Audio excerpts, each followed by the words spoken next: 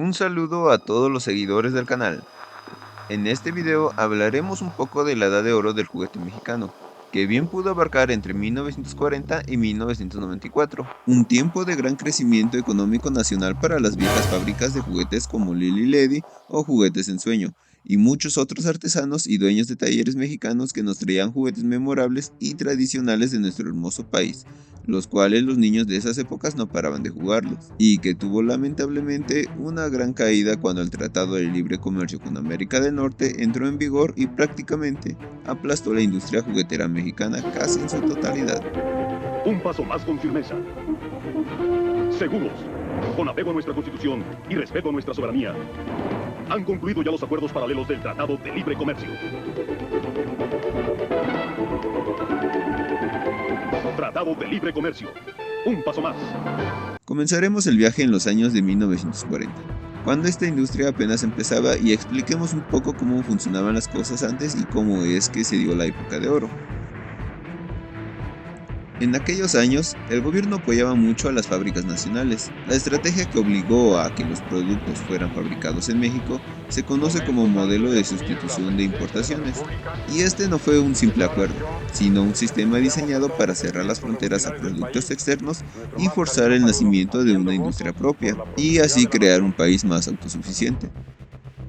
El modelo no fue inventado en México, pero fue adoptado con fuerza bajo la influencia de la CEPAL, la cual es la Comisión Económica para América Latina y el Caribe.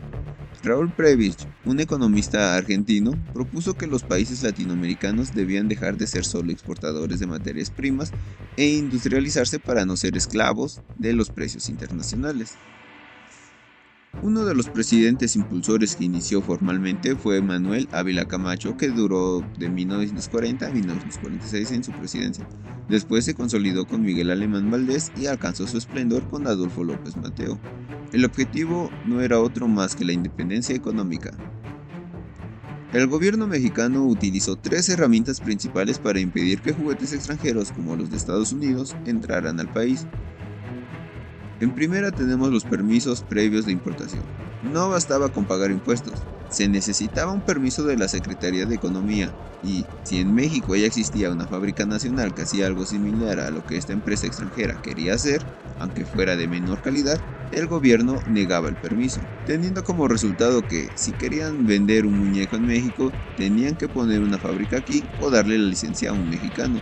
Así fue como nació una de las marcas más reconocidas, que fue Plastimarx, que tuvo su licencia con Luis Marx, o las licencias de Star Wars por parte de Kenner y Lili Ledy. Se aplicaban impuestos de hasta el 100% o más sobre el valor del producto importado. Esto hacía que un juguete extranjero fuera impagable para la clase media, dejando el camino libre a marcas más baratas y nacionales como Lili Ledy, Cipsa, Aurimat, Juguetes en Sueño y muchas otras más. En tercer lugar, se promulgaron leyes específicas para premiar a quienes fabricaran en suelo nacional. Una de ellas fueron la Ley de Industrias de Transformación de 1941, que otorgaba exenciones de impuestos por hasta 10 años a cualquier empresa que fabricara productos que antes importaban, y la Ley de Fomento de Industrias Nuevas y Necesarias, en 1955. Prácticamente esta ley fue el motor de la época de oro, ya que si la industria era considerada necesaria para el desarrollo del país, no pagaba impuestos de importación por la maquinaria ni por la materia prima que no existiera en México, lo cual le daba mucha ventaja. Bajo esta estrategia, empresas extranjeras como Mattel o Kenner no podían simplemente enviar sus contenedores a México, sino que tenían que vender sus moldes y patentes a mexicanos, como lo hizo Kenner con Lili Ledy para Star Wars, y además tenían que aceptar que el producto dijera hecho en México. Con toda esta ayuda, las empresas mexicanas no competían con juguetes más avanzados y económicos de producir, y así podían dominar el mercado nacional. Cabe mencionar que los juguetes mexicanos eran de una durabilidad grandísima, y si quieren un video más a detalle del modelo de esta época, déjenmelo saber en los comentarios. Ahora hablemos de algunas famosas empresas que son ícono de estos tiempos de oro, empezando por Lili Ledy. La fábrica mexicana de juguetes Lili Ledy produjo en territorio nacional algunas de las figuras más emblemáticas del mundo del juguete.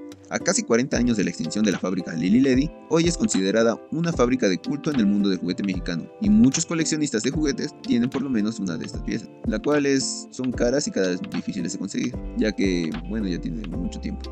Fundada en los años 50 por José Ciclik Persky y Simon Schneider, Lili Ledy inició en un pequeño taller en la Ciudad de México y logró expandirse notablemente hasta establecer una fábrica en Tlalnepantla, Estado de México, donde sus operaciones continuaron hasta su cierre en 1985. Su línea de juguetes seguía la distinción de géneros de la época, con productos específicos para niñas Lili y para niños Ledy. Y bueno, Lili Ledy tuvo juguetes de patente extranjera, pero algunos eran adaptados e incluso mejorados, como es el caso del avión jet gigante Ledy, el Panther Jet de Irwin para G.I. Joe. Como bien saben, este avión tuvo dos versiones en México, uno fue de fricción remota y el otro fue eléctrico a baterías. Fue un avión parlante que reproducía el audio de escenas aéreas en acción, y en el mismo caso se encuentra la patrulla parlante Ledy, que era un carro patrulla Ford Galaxy 500 con sistema de voz que reproducía de manera auditiva escenas policíacas con realismo. Eran las joyas de los niños en aquellos tiempos.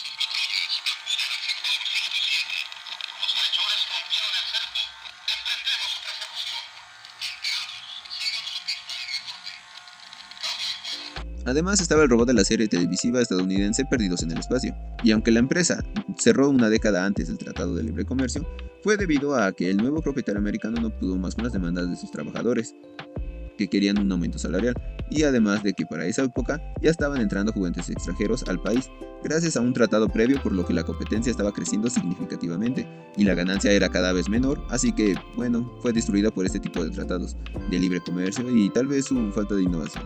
Sin duda, una de las marcas más queridas y extrañadas por los mexicanos. Bueno, y veamos una breve línea de tiempo de esta icónica empresa. En 1950 fueron sus inicios, que fue fundada por la familia Wahlberg como la compañía industrial de novedades plásticas y metálicas, y su nombre surgió de dos líneas que fue Lili para niñas y Ledy para niños. Para los años de 1960, durante la revolución del vinilo, lograron perfeccionar el uso del material, creando muñecas con texturas casi reales como la señorita Lili, que era una muñeca con cabello que crecía, o el hornito mágico, que cocinaba de verdad con el calor de un foco. Para la década de 1970, la adquisición por General Mills, un gigante estadounidense que compró la empresa, le dio acceso a licencias internacionales de Kenner. Esto permitió que Lili Ledy fabricara juguetes sofisticados como el Hombre de Acción y Kid Acero.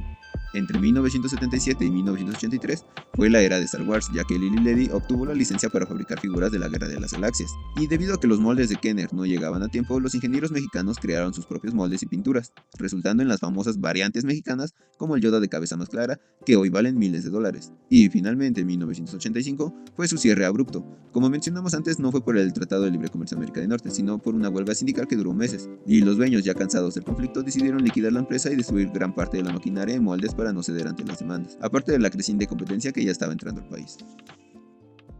Pero bueno, ahora continuemos con otra icónica empresa, la cual es Juguetes Ensueño.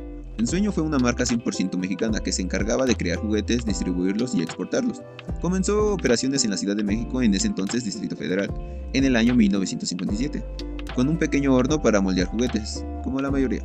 Y conforme pasaron los años, Ensueño logró consolidarse y crecer hasta ser una empresa muy reconocida en el país y Latinoamérica.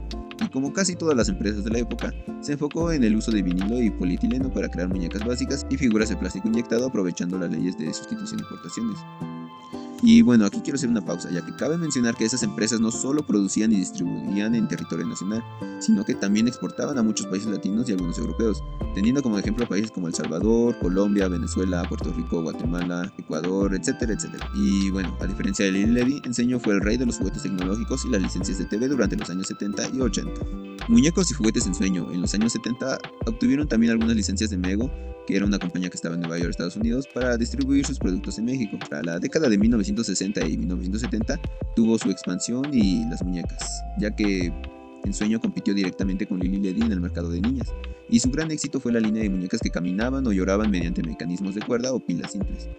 De 1970 a 1980 fue su era de los hits y la tecnología. Sin duda esta es la década más recordada porque Ensueño se especializó en juguetes mecánicos complejos. Y para 1980 y 1990 tenemos la era dorada de la electrónica, ya que Ensueño se convirtió en el socio estratégico de la empresa estadounidense Ideal y luego de Tiger Electronics. Para 1990 y los años 2000, el Tratado de Libre Comercio dio paso a la transformación de Ensueño Tyco. El impacto del tratado con la apertura de 1994 hizo que Ensueño se diera cuenta que fabricar en México ya no era competitivo frente a los precios de China, y para sobrevivir se fusionó con la gigante estadounidense Tyco. Durante esta etapa dejaron de diseñar juguetes propios para dedicarse a distribuir y fabricar bajo estándares internacionales productos como el carro de control remoto Ricochet y los muñecos de Plaza Sésamo. Y finalmente, cuando Mattel compró a Tyco a nivel mundial en 1997, la estructura de Ensueño se dividió distribuyó gradualmente dentro del corporativo global. Y así fue como terminó esta gran empresa mexicana, que por mucho tiempo trajo felicidad a muchas familias mexicanas en el Viejo México, siendo absorbida por el gigante Mattel. Como algunos de ustedes saben, muchas de estas empresas mexicanas inundaban nuestras casas de juguetes. Estas son solo unas de las tantas que hubo, y recordemos por ejemplo a Zips y a Aurismat con los Hot Wheels, o los vinilos Roma y que traían figuras de Disney y muchas otras marcas. Sin duda era una bonita época. Y bueno, como extra hablemos de otras icónicas empresas que cerraron a causa del Tratado de Libre Comercio de América del Norte, y que acompañó a nuestros padres y abuelos durante mucho tiempo. Si les interesa saber la historia de estas en otro video, déjenlo en los comentarios. Comencemos. Burger Boy fue una icónica cadena mexicana de comida rápida, popular en los años 70 y 80 por su temática de dinosaurios, hamburguesas y los famosos locopopotes, que se convirtió en un icono nostálgico para varias generaciones en México, y uno de sus principales competidores nacionales era Tomboy, ambos compitiendo y eventualmente sucumbiendo ante la llegada de gigantes como McDonald's y Burger King, y cerrando sus operaciones a mediados de los 90, a pesar de varios intentos fallidos de resurgimiento. Videocentro fue una icónica cadena mexicana de videoclubes popular desde los 80 hasta los principios de los 2000, y era propiedad de Videovisa, una filial de Televisa, que permitía rentar películas en VHS, Betamax y luego DVD, y se convirtió en un icono nostálgico antes de ser superada por la competencia como Blockbuster y el streaming después del Tratado de Libre Comercio también, aunque un local sobreviviente aún opera en Tlalnepantla, Estado de México. Pero ese es otro ejemplo más de tantas empresas que cayeron cuando el Tratado de Libre Comercio llegó a México. Reino Aventura. Este parque de juegos se edificó sobre más de 40 hectáreas que eran parte del Parque Nacional de Tlalpan y que tenían a una horca para espectáculos en vivo. La construcción tardó un tiempo, hubo que traer juegos mecánicos de otras partes del mundo y edificar la idea de hacer una especie de Walt Disney mexicano. El recinto abrió sus puertas un 3 de mayo de 1982, pero la diversión cerró sus puertas en 1999, cuando fue adquirido por la franquicia de Six Flags, cayendo ante el Tratado de Libre Comercio también. Y hasta aquí termina este hermoso, nostálgico y triste episodio de nuestra historia mexicana en el mundo del juguete. Si el video les gustó, denle like y suscríbanse para más contenido, que se los agradecería muchísimo. Espero hayan tenido felices fiestas, feliz año nuevo, hasta luego.